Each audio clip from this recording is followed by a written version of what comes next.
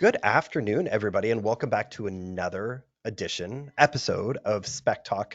It's kind of a special day today because we had to bump our day up just one day. We usually do these on Wednesdays, but tomorrow, our special guest and I, as well as a few others from RIB SpecLink, are heading down to the CSI conference in Houston tomorrow. So if anybody is down there in Houston and is going to be attending that conference, you're going to have to stop us and come say hello and let us know that you were here today.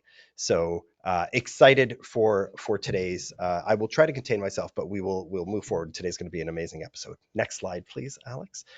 So with us today are, as always, the incomparable Alex Bear. I always try to hype up everybody that's on with us. Alex is a strategic account executive at RIB, an absolute SpecLink genius, and always good to share the screen with Alex. I'm Dory Azar. I'm an architect and strategic account executive here at RIB, and your co-host today. And our very special guest today, I should include the word Very. very in there, is Amy Baker. And Amy Baker is personally a longtime friend and mentor of mine, but also an absolute specification juggernaut and architect extraordinaire. I don't have enough good things to say about our special guest today. So by the end of today's hour, I think we'll all see for ourselves what a talent Amy is, just with the knowledge that she's going to bring, with an emphasis on today's subject of specs for small projects. And we will get into that momentarily. Next slide, please, Alex. So if you don't know much about RIB, we have been industry experts in software for over 60 years. We have massive global representation in over 100 countries. There are over 550,000 active users of our products, staff of over 2,600 globally, and owned by Schneider Electric, who for the last 12 years has been voted one of the most sustainable companies in the world. So the whole environment, the whole vibe surrounding the product and the company is top notch and highly supported. Next slide, please, Alex. Okay, so before we get going today, we just want to announce that for every episode we've been doing a weekly or a contest. So if you have a project that you have specified using SpecLink, send us the project name, the firm name, the owner, and the location of the project to kristen.tiliakos@ribsoftware.com. Now, in the attachments in GoToWebinar here, all of this information exists. So please send us your projects, and we're going to choose one of the winners for the next episode. And with that, you will get a special shout out on that episode of SpecTalk, as well as a JLB speaker and some other SpecLink swag, whatever we can fit in the box. So we'll make sure we get that sent over to you. So please, by all means, look in the document section there and get us the info on your SpecLink specified projects. And with that, are we Let's ready to go. get going, Alex? Are we ready to do this? All right. So I am going to start off with, I didn't even think it was a controversial question, but I'm going to ask the question because I want to get the comment sections going again. I want to know from everybody who's viewing, and we are at 243 of us that are all sharing in this moment together right now. Do you hide Easter eggs in your spec? I have heard every story in the world from people hiding little sort of jokes or things that they need the contractor to do throughout the project, to absolutely no, we do not do these things in our specifications. And I've heard everything in between. So I'd love to hear from those of you that are listening and joining us today. Do you hide any sort of fun content in your spec, or is it all business? And so while we're hopefully getting some good feedback on those, Amy, I just wanted to start by asking, what is it that what are the boundaries of a small project? Like when we're talking about specs for small projects, and want to know where do you draw that line? When do you kind of call it a small project, and when is it not? So that's a good question. First, I have not hid Easter eggs in my specs. I have scrolled through the list of attendees and I see some folks that I've worked with. So I want you all to know that I have not hid any Easter eggs that I'm aware of in your specifications. So let's get that out there. But I do know that people have done that, and there's a few different versions of that I've seen too. So, but it's a good question. How small is a small project? And I think, it's one of those it depends kinds of answers. Um, so the way I sort of wrap my head around that, and, for everybody that I've not had a chance to meet or interact with online, I am a specifications consultant. I also am an architect, and we still practice architecture in kind of that small commercial realm. So when I'm looking at on my own projects where it makes sense to possibly use a sheet specs deliverable, I'm thinking about, this is a risk decision. So have I worked with this client before? Have I worked with this contractor before? Is there any enclosure work involved? How much of a sort of construction cost estimate are we talking about here? Is it less than $1 million? Is it, substantially more than that? So the way I start to think about it is it really makes the most sense for me to do this for clients that I've worked with before, contractors that understand sort of like how we work, and in a lot of cases it's limited scope. So that could mean it's an all interiors project, or maybe it's just a re-roofing kind of project where we're only issuing a few technical sections at a time. So those are kinds of the decisions that are crossing my mind when I'm trying to figure out whether sheet specs or a limited spec deliverable is appropriate. All right. So, excuse me. That is, yeah, that's kind of the feel, at least the feel that I had about defining a small project. Now, when are you sort of at that line of between like a sheet spec or a full manual project manual that you're going to be issuing? What are some of the things that you ask yourself when it's getting too big? Yeah. So one of the things, and this is fairly easy for me to anticipate because I've seen what my own sheet specs deliverable looks like when I print it off on a 24 by 36 page, for instance. But if we're getting to the point where I'm issuing something that's more than just a few pages of specs that are issued on a drawing sheet, meaning like if this thing ends up being 25 pages worth of sheet specs, that really probably belongs in a book. Especially if the drawing set itself is only 6 pages. Like it doesn't make sense from a Right. balance standpoint to issue a 6 page drawing set and then have 20 sheets worth of sheet specs. So just getting familiar enough with the tool to kind of understand like how long that deliverable is and making some reasonable decisions about how many sheets is warranting a full book spec instead of trying to cram all of that in the drawings comes into Right. play. Okay. In your line of work, Amy, where would you say that how many percentage wise of your projects are sheet spec versus full manual?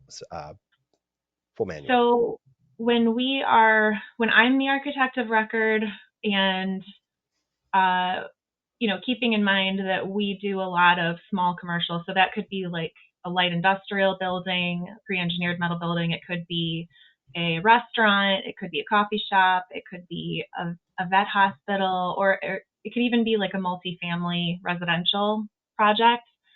I would say about half of our projects end up being sheet specs and half of them end up being book specs.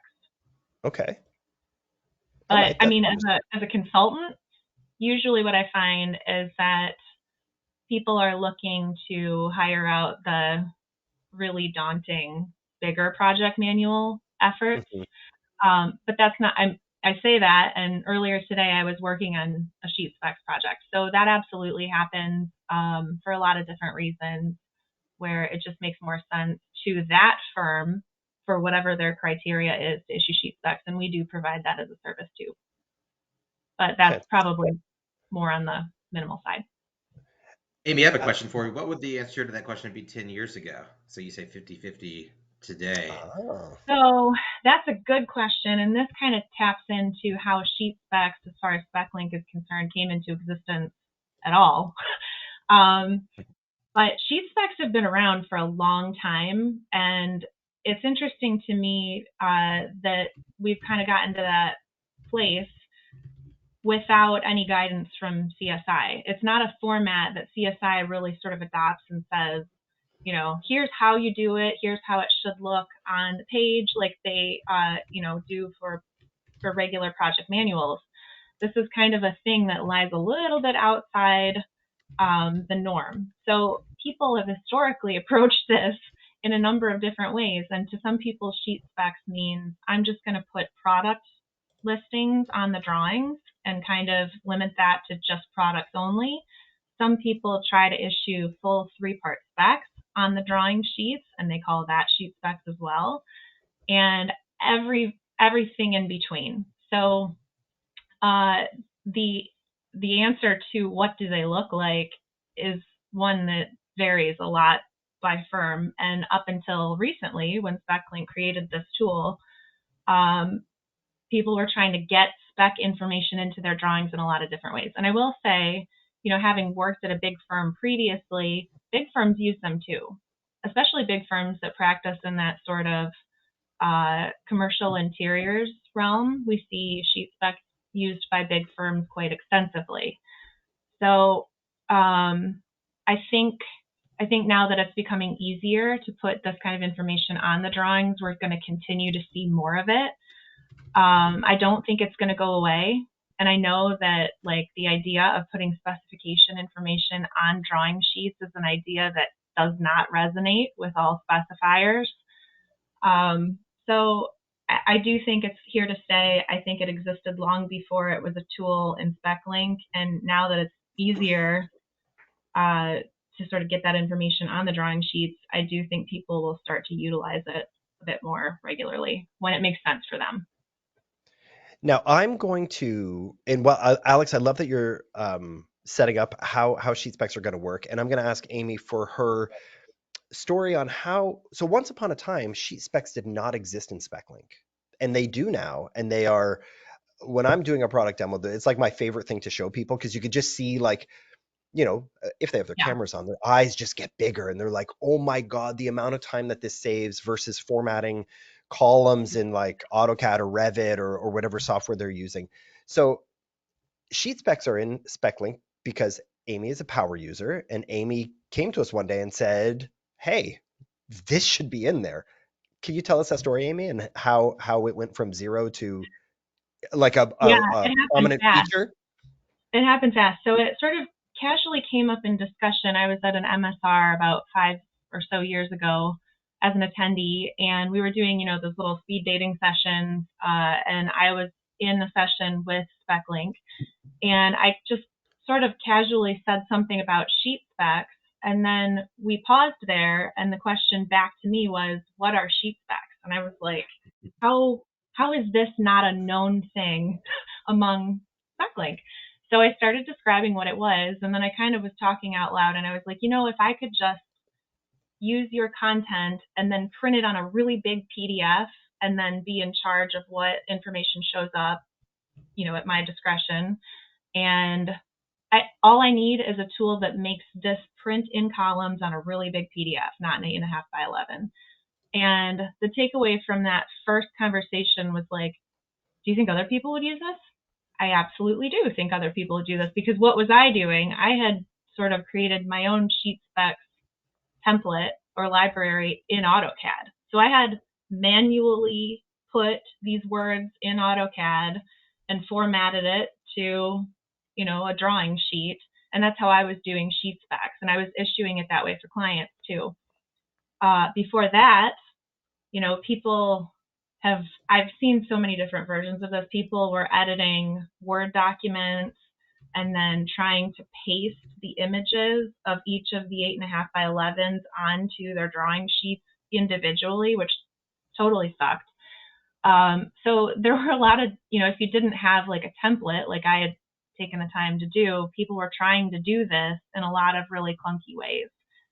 So having the ability to just sort of print the information on a big PDF was kind of like the mechanism that made it all possible. And I know I've sort of oversimplified that because I worked with the development team on what that should look like, and there were a lot of back and forth. And I know that they vetted this concept with other specifiers too. So the tool right now in SpecLink is the result of all of that collaboration. Yeah. So Alex, why don't you narrate for us what you're doing here so the viewers can see just like the unlimited control that they have over issuing their sheet specs.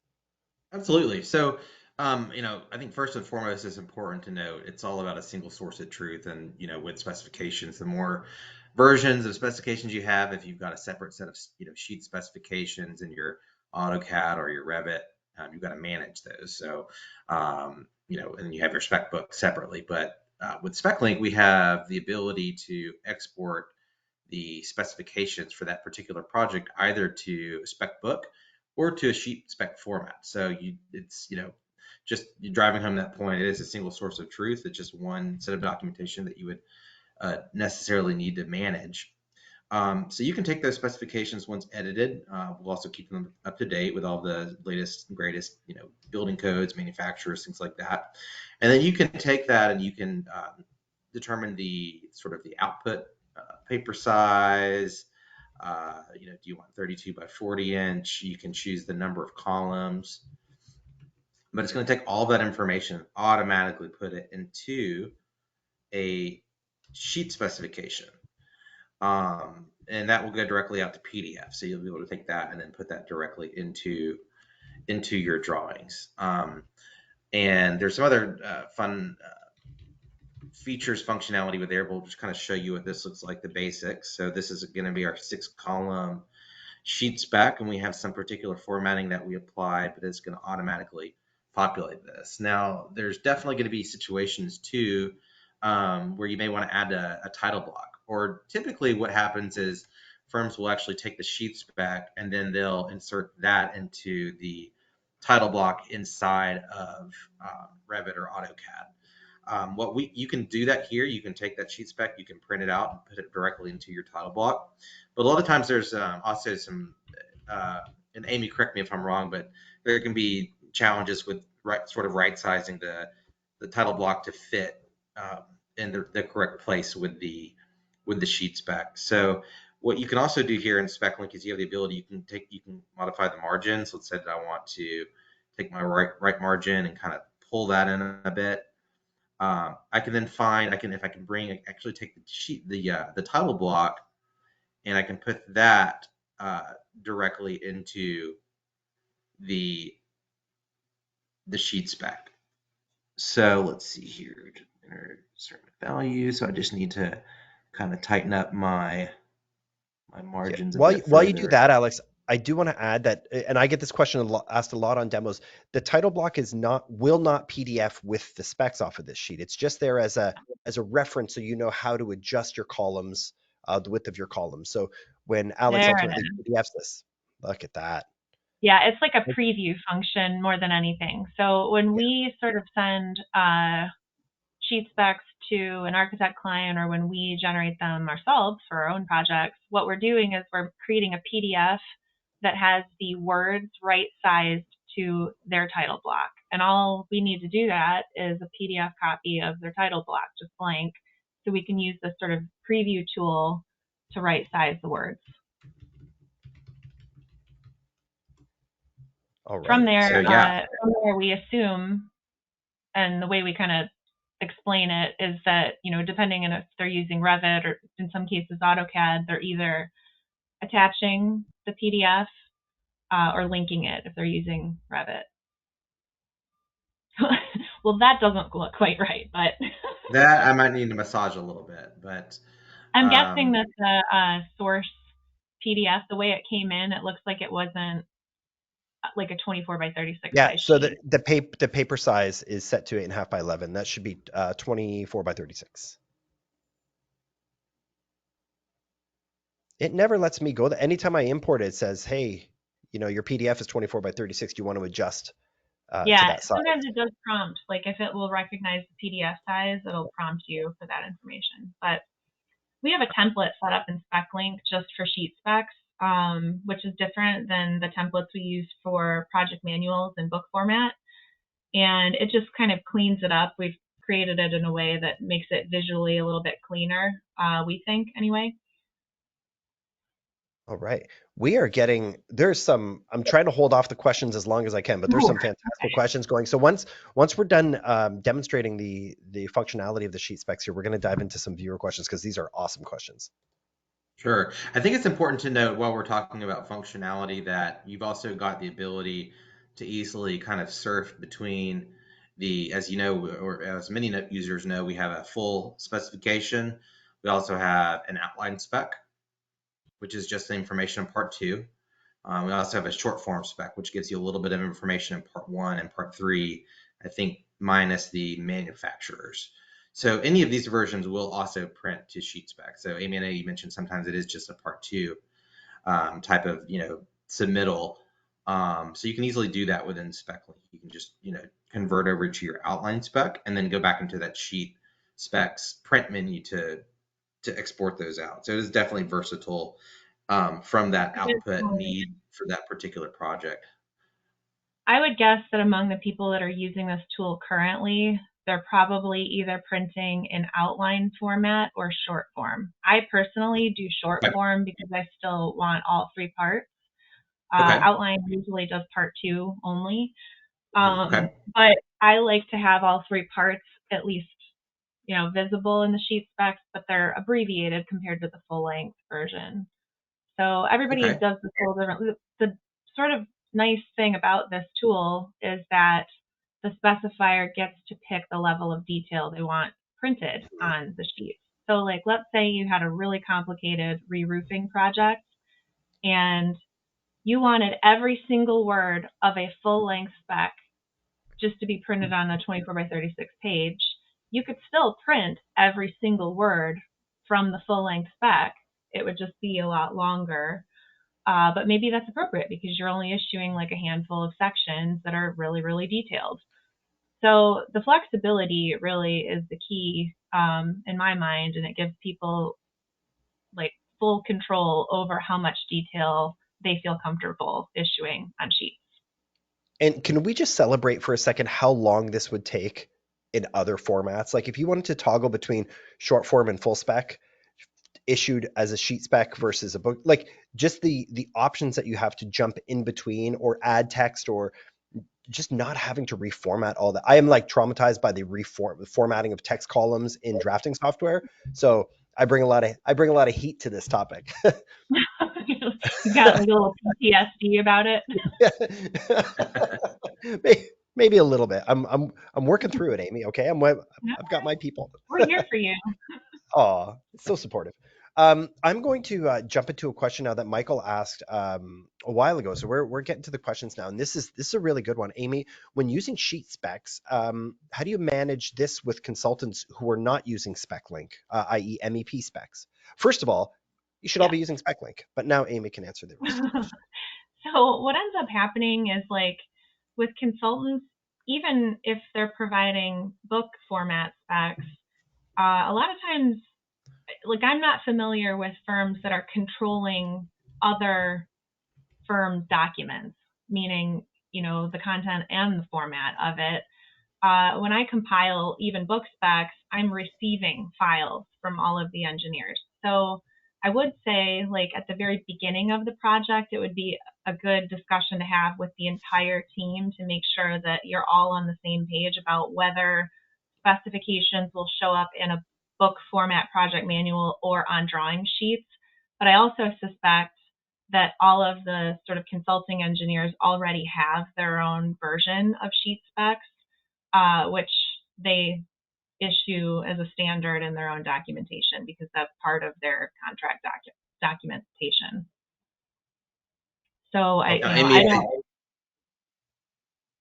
Go ahead, Alex. if yeah, so if they do, or if they do not comply with you, and you have it as sheet specs, and they send you over those standard spec books, you can import those into SpecLink too, right? And then and then those will fall in order with the sheet spec formatting. You could. That would be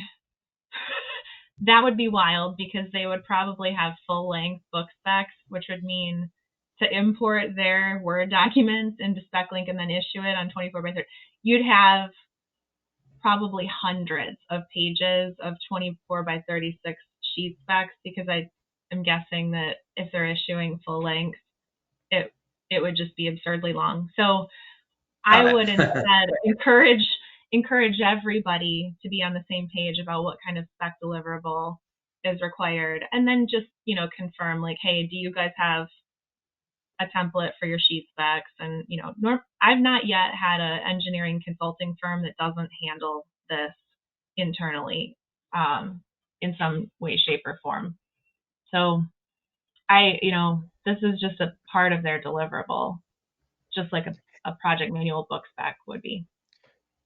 Amy, we've got another question here, which this segues beautifully into about the size of PDF files when you're doing sheet specs. Do you ever run into issues with file size or needing to compress them, or do you email them, or are you using sort of like cloud-based sharing, like Dropbox or something like that? How are you dealing with large files? Because if they are attached to a drawing set, theoretically, it could be a larger PDF.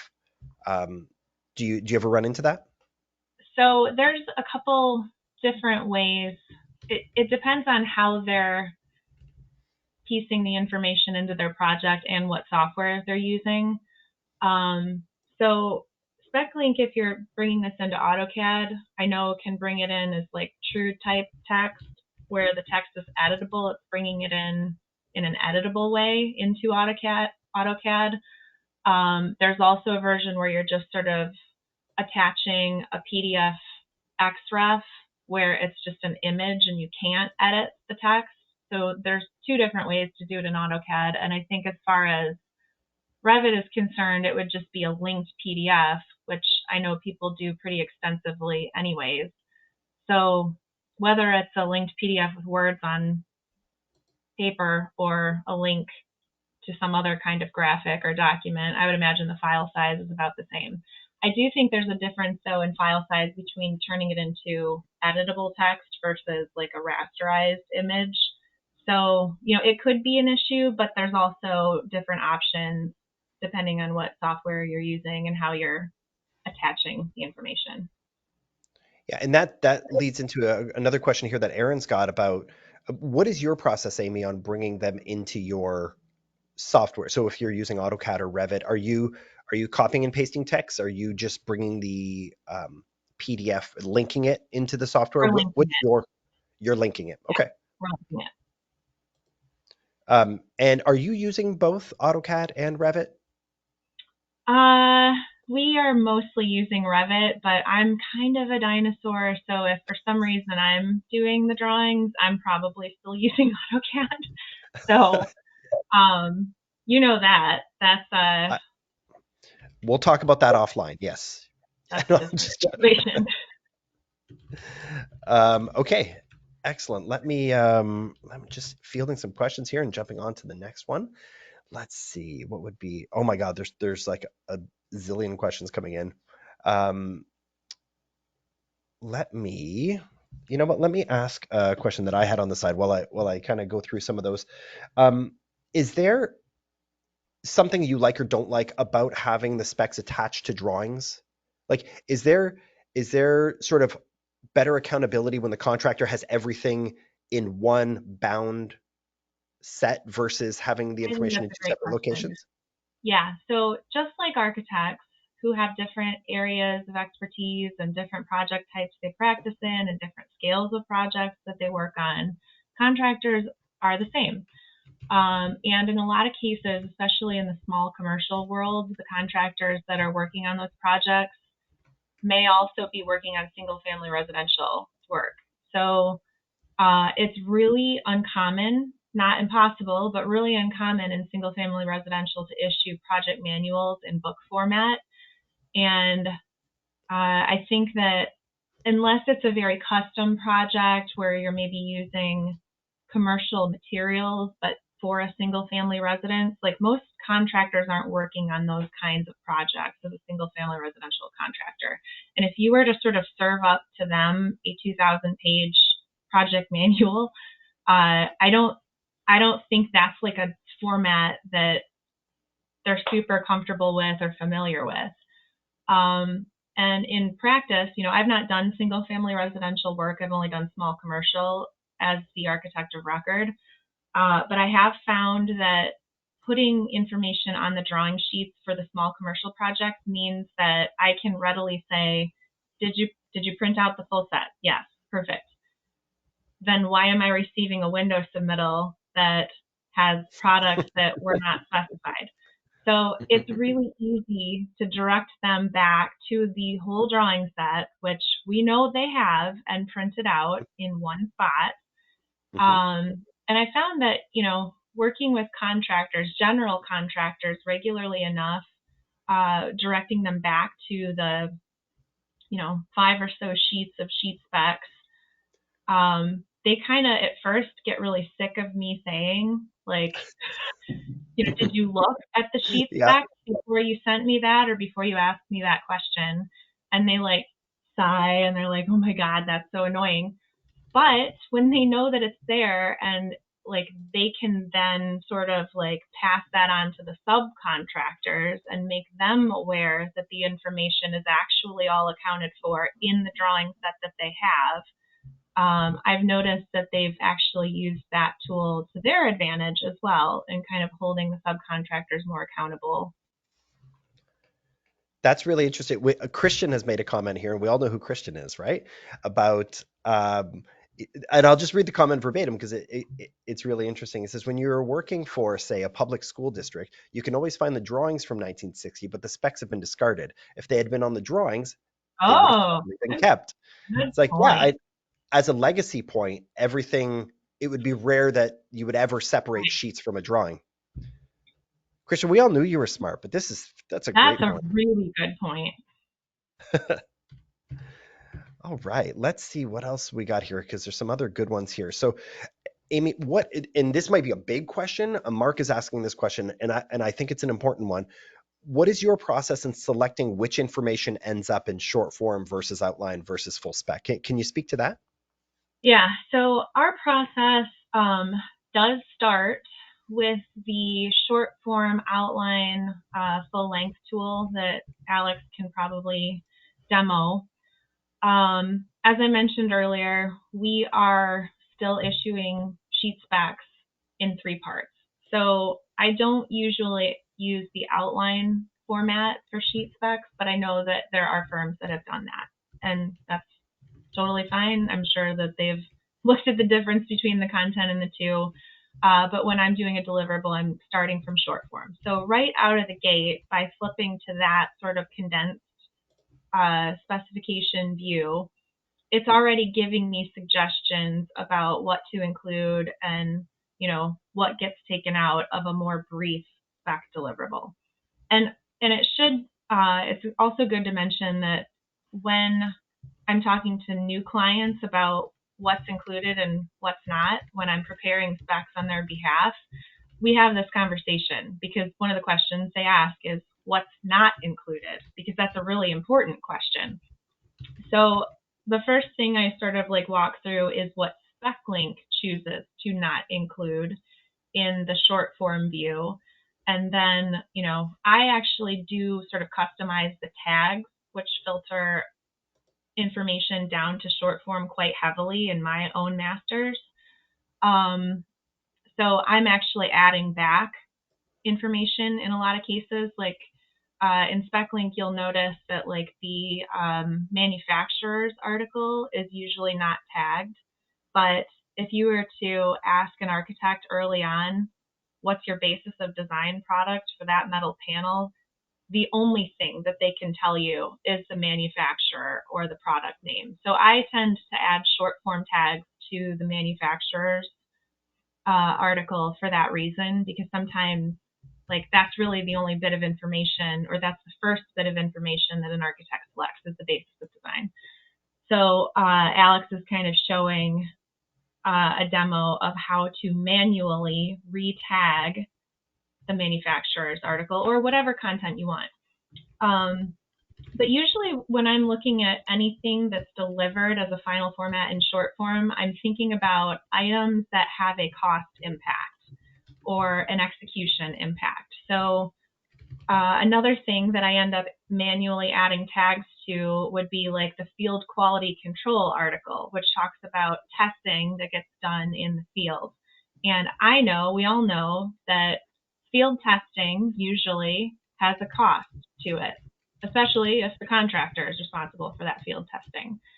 So if I know that field testing is required for a certain project, if I know that mock-ups, which are another cost add, are included for a project, I'll make sure that in my short form tags, those articles and those requirements are tagged, because I need the contractor to understand that that's part of their responsibility and that they need to both account for that in the cost and in the schedule.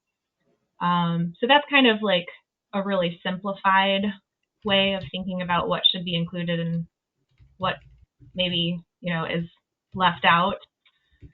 Obviously, as a spec deliverable, the most ironclad way of issuing it is to issue the full length version, all of the words.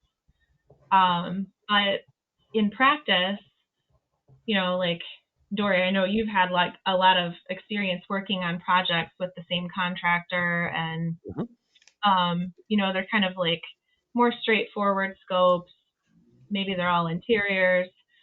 We work on projects like that all the time, and as the architect of record, I can very easily say, like, okay, we know the drill here. We're just doing another TI project for the same client, same contractor, the same sub.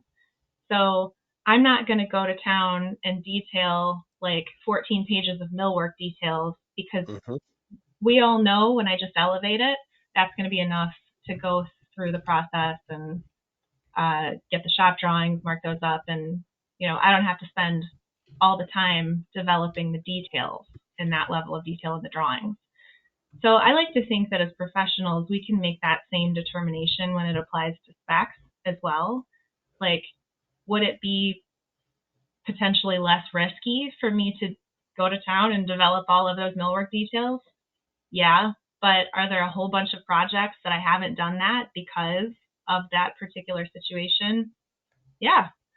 So I think, the same can be true of specifications as well. And as professionals, we have the ability to make that call based on our assessment of risk and what's appropriate for that project. Yeah, and these are not like your answers today, Amy. If they're telling us anything, it's flexibility in your documents, right? It's there's no sort of hard and fast rule. Like there's not a lot of if then scenarios in this. It's kind of a feel and an assessment on a project by project basis, and even I love what you said earlier about the roof spec, and it might even be a division by division basis, which something gets expanded to be more robust or contracted because it's all that information is not quite necessary in there. Alex, I'm getting a couple of questions about the spacing between the columns on the sheet spec feature. Is that something you could demonstrate for us while it's up on the screen here?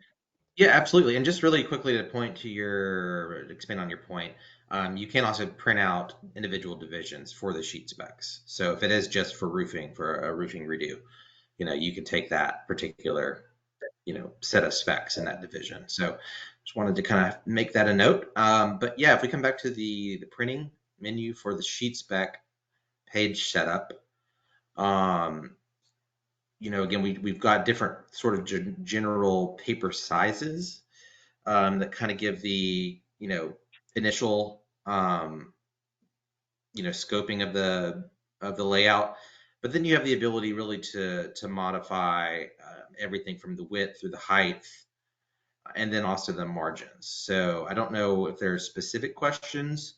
If you keep scrolling down, Alex, there's another setting okay, where it gives you control around how much of a gap there is between the columns of text. So that is a setting that you can manually sort of play around with. And then there's also a checkbox. You can kind of see the preview on the screen where now there's like a huge gap between the words. And then, just visually, if you want to have like a line dividing the columns, there's a checkbox in here. If you like the sort of aesthetic of that, you feel like it maybe makes the columns a little bit clearer to read. So it'll just sort of put a line between the columns of text as well. Yeah, and again, just thinking back to the alternate ways of doing this in the actual design software, it's Awful. it's It's terrible. awful. Like it's not Yeah. even a little okay. It doesn't do what you want it to do. It's like a constant arm wrestle with this thing to make sure. And help us if somebody adds a line or deletes a line and all the formatting is just blown apart at that point. And when there's so I'm getting some comments about the history of sheet specs and maybe when 30 years ago people weren't using sheet specs and today they are. And I wonder what historically when sheet specs maybe became a thing, or were they a thing and then they turned into book specs at some point. Do you know the history here at all? I actually don't know the history of it. I just know that for the 20 plus years I've been in practice, somebody's always attempted to put specification information on a drawing sheet for a limited scope project. Okay. And it's looked different everywhere I've worked. And people have tried to sort of cram that into their drawing sets in a lot of really time consuming ways. So it's just painful, like trying to cut and paste and then reformat, and then it takes a lot of time to get a deliverable set up, whereas this is a pretty smooth process, and you're editing the same way you would a book spec. So you're selecting content in the exact same way you would edit a book spec format. So Beth is telling us here that sheet specs were first before book specs. So there must have been some I'm sure tipping that's point in history. probably true. Also, like specification information, this all sort of comes about, I think, as a result of becoming more litigious as a society. So we're having to sort of write everything down in a level of detail that, like, if you think way back and the sort of artisans and craftsmen of a long time ago, there weren't really specifications in the format that we know today as a project manual book format. There were drawings, certainly, but it's kind of like, okay, go carve that stone in the shape of a gargoyle, and like there wasn't a book spec for that. So Have you probably never spec'd gargoyle, have you? I don't think I have. Okay. Just gotta I've say, that'd be specified really cast stone things, okay. but not a gargoyle. But not gargoyle. Okay. So if anybody out there needs a gargoyle spec and needs a spec consultant to help you through that, Amy, would you find a way to spec a gargoyle? Oh yeah. Oh yeah, Oh yeah. no problem. No problem. That's awesome. Yeah, it was just asked. Somebody just said, hey, did Frank Lloyd Wright have specs on his projects? I thought Do you I don't. remember the cast stone cherry medallion by any chance? Yes, yes, Yeah. yes. Yeah, so that's That's like an inside joke that dates back 15 years. But that was sort of a fun one. It didn't actually have a book spec though, and this is before the time of SpecLink sheet specs, but it was kind of a test to see if the contractor would actually make a custom cast stone medallion for a really basic project, and they did. So there were custom cast I stone remember medallions that. on that project.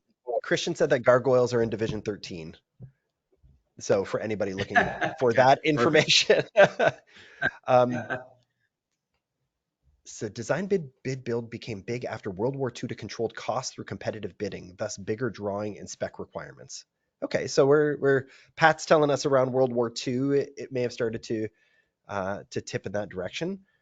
Specs as a separate document started in the late 1800s. That's Donald telling us that. So we're getting some history here, Right. guys. All right. It's an awesome history lesson. Yeah, that World War II comment is exactly on the money. That's reinforced by Adele. Okay, so guys, we're I mean, come for the specs, stay Today. for the history lesson. This is fantastic. Um, yeah, so Alex, what are our options when exporting the sheet specs? Because we can still, when we export them as PDF, it's only a PDF that's our option, right? That is correct. Yeah, but from that Yeah. So PDF, the text is still vector based, right? So you can still copy and paste the text. Because I know I met one guy who preferred that. He generated the sheet spec and he still wanted to copy it and paste it into Do his that. drafting software, which at least it's doing the heavy lifting for you. At least it's organizing it and sort of cutting it off. But Right. yeah, the text is vector based, so it is copyable, pastable, and editable. I suppose you could say after that.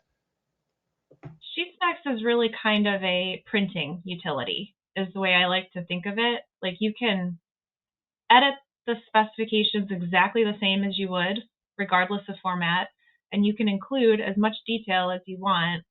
But the SheetSpecs tool is a printing utility that just allows you to put it on a big PDF and organize it in columns instead of on 8.5 by 11 pages. So, Okay. but that said, if you would rather print the whole deliverable into a singular 8.5 by 11 Word document and then paste the information into some other thing, you could do that as well. Okay. Amy, is there a project type that you would never use sheet specs for, regardless of the size? Are there some moments where it has to be a manual because of A, B, and C? If we are getting into projects that have both enclosures and interiors, like a full project manual that touches all of the sections, it just becomes too cumbersome, too long, and the scope is probably a little bit more than what a sheet spec can adequately cover, without it being like, 300 drawing sheets worth of information. Right, So, right. if you're sort of on the fence of it about that, because it's just a print preview function, you can print preview it as a sheet spec and say, nope, I'm not interested in issuing 40 24 by 36 sheet specs for this project. It just makes more sense to put it Right. in a book format. In the comments, guys, back to the history thing real quick. I'll make this fast because we're just about to 10 minutes left here. Elaine sent me a link to a photo, and she said, I just had my hands on these. It's a photo of a book spec from 1930, and Very cool. it's been around the block, this spec, but it's really like it's interesting to see. I can only imagine how that content would differ from today's content, and just depth and complexity, and just the sheer number of products that are probably mentioned in there. But thanks, Elaine, for sharing that. That's really, really cool. So on the other hand, here's a Christian. I want to thank Christian for his involvement today because he's so active in the comments. On the other hand, are there any projects small enough that don't need specs? Now I fully understand. I'm asking a specification consultant Right. to I'm not the right person to ask that question, tell me probably. when you are not necessary. So um, I think that all projects can benefit from having specifications. And here's my own sort of like small firm architect mindset coming out. When I was really fired up about like the possibility that SpecLink would develop this tool.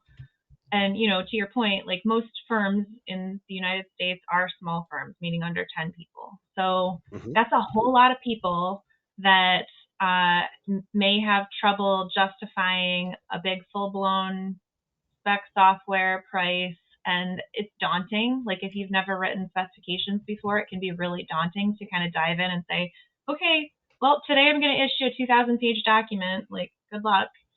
But I was really sort of advocating for small firms to have an option that felt a little bit more within reach, which I didn't think the market had at that time. Meaning, like, it was kind of an all or nothing situation. And just the profession of spec writing in general has this sort of stigma surrounding it where people feel like it's inaccessible to them as small firm architects. And I really think that, there's options that not everybody is aware of, sheet specs being one of them. And I will always advocate that having a sheet spec is going to be a less risky endeavor, even if you issue it in outline format, even if you issue it in short format on your drawing sheets, compared to the alternative, which is what most small firms are doing, which is nothing. So I think that just having this option available is a really powerful thing that small firm architects can now sort of take ownership of, and maybe for the first time, because it hasn't been super easy to develop this kind of deliverable in the past. Another question coming in from Aaron here is asking about how you handled table of contents and sheet specs. Is this added onto a page, or is it just you go to your sheet and they just start? They just start. Usually I don't have a table of contents in sheet spec format. We're just starting in Division 1. So the sheet specs I issue always still have Division 1, because those are the rules of the game. And if you haven't familiarized yourself with the rules of the game, this is another really powerful tool that small firm architects can now sort of understand. It's sort of saying, like, okay, contractor, here's how I want to receive all of my submittals, and here's the process for asking RFI questions, and here's what happens if you send me a submittal that's actually a substitution request, and here's what I'm going to do in response to that submittal that's actually just a substitution request. But sort of it becomes kind of like an educational tool in a lot of ways, where I think architects can sort of take ownership of the process again, and it's right there on the sheets for the contractors to see. And when it's issued, whether it's in book format or in sheet format, it becomes part of their contract. So it's really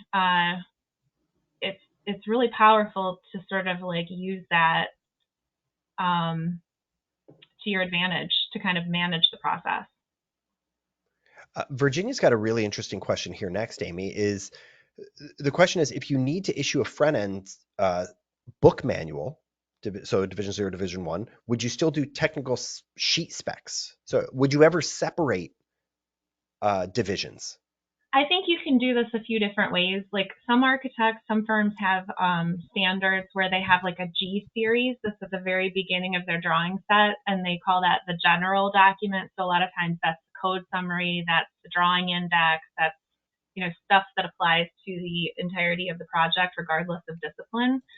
So you could potentially break out sheet specs if you wanted to, and do your general requirements, which is Division 1, under the G series, and then when you get to the architectural series, you could do the technical sections there, divisions 2 through 14 for architectural, and then your consulting engineers or the engineers would have their own sheet specs in their sets. Most of the time, though, I've found that firms are pretty agreeable with just having a series of architectural plus front end sort of smashed together. And where they put that is totally up to them. If they want to put the whole thing in the G series, that's fine. If they want to put it in the architectural series, that's fine. But the information is still all there. I think that's, it's up to the firm that we're preparing specs for. We end up putting all of our stuff under the architectural series usually. Amy, I think great answer. We're flying here, guys. We have like 5 minutes left. So before we wrap up, I have one more question for Amy. Amy's not expecting me to ask this question, as she was not expected any of these questions today. So we're gonna keep you on your toes. I'm in my pants here. No. This is a good one, because you have developed using SpecLink for an unintended use of SpecLink. Yeah. Could you tell, we have 262 people on with us right now, and I think if any of them are SpecLink users, you are going to plant the seed in their head, and it's just going to explode and change how they view the software. So could you tell us about your unique thing that you developed in SpecLink? Yeah, so I ended up shifting our spec writing proposal into SpecLink. And for the same reason that I think SpecLink is a more efficient option than managing Word documents. I was writing our proposals with a Word document template and, selecting all of the proposal options, like, are we packaging the specs? Are we writing the table of contents? is the structural set of specs by the structural engineer, or am I rough editing those? Like all of those things are choices, essentially. And I was at some point realizing that like I could edit my proposal in the same way I added a specification. So I have a template now to create our proposals for spec writing in SpecLink, and it's internally linked. So like when I define the scope of work up at the top, it's linked down to the schedule at the bottom. So I don't have to sort of activate things manually. It's automated because of the linking functionality. And then there's choice tools in there. You know, is it a publicly bid project? Is it a privately bid project? Those are all choices. The other thing we do is we set up all of the owner information and the architect client information as a global term, so that, you know, hopefully if that proposal becomes an actual project, I've already entered all of the contact information, the addresses, the phone numbers, and all of these things in the proposal itself. And then we sort of migrate that and it becomes the project. So it retains all of those entries and I don't have to enter them for a second time. So Absolutely genius. I love that because it's almost setting up positive vibes for the project. You know, I'm doing all this work in SpecLink because I know I'm getting this project, so I'm already going to be, and all the thumbs up and applause are coming up on the yeah, screen we're here, getting Amy. some I thumbs up think there. it's getting some Nobody really wants good. to enter addresses more than once. It's awful. So like the fewer times I have to enter addresses and phone numbers and like triple check that I got all the numbers in the right order, the better. So we use the global terms tool to kind of like get that situated up front. And then for the bits of information that do show up in the proposal, like the architect name and the owner name, I don't have to enter that information twice. Absolutely brilliant. Um, Amy, this has been one of the fastest hours I've ever been a part of. Thank you so much for being on with us. We're at time Yes. right now. I think this could We be could like go in part for another one of like hour. several parts. I know. And if we weren't you know, backed up with other things we got to do for the rest of the week, maybe we could do a continuation. But um, special thanks to Alex for being here and co-hosting with me here. Very, very, very, Absolutely. very special guest, Amy Baker. Thank you so much for sharing your specification insight and your experience as an architect and a practitioner.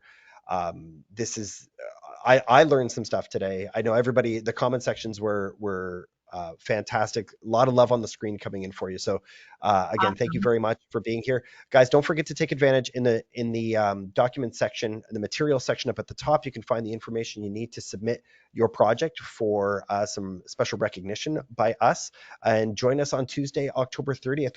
On October 30th, where we are going to be setting up our next Spec Talk, and hopefully we'll see a lot of you familiar, beautiful names and faces popping up on the screen and participating with us again. So thank you all very, very much. Thank you, Amy. Thank you, Alex. This was wonderful. We'll hope to see you guys again very, very soon. And we will be in Houston this week. So if anybody's at the CSI Yeah. conference, come find Amy and I and come say hi. We will be presenting on Thursday afternoon about social media for the AEC industry. So if anybody's interested in that and we'll be around, come check us out. As always, thank you guys. Grateful to be here. Grateful that you guys were here. And we will all talk to you very, very soon. Have a good day.